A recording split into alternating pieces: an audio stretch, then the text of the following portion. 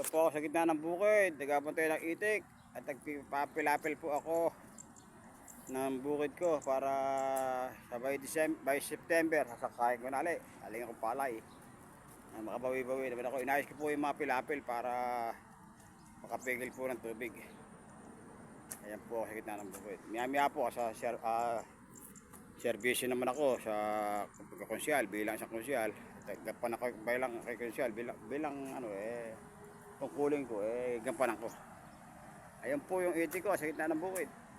Hinain. Ito po. Pinubugo ko namin nung nag-aalaga ako. Di ba rin iuupa ko na yung pilapil.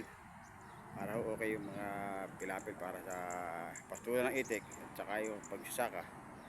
Okay ang pilapil. Sige po, magandang umaga po sa inyo lahat.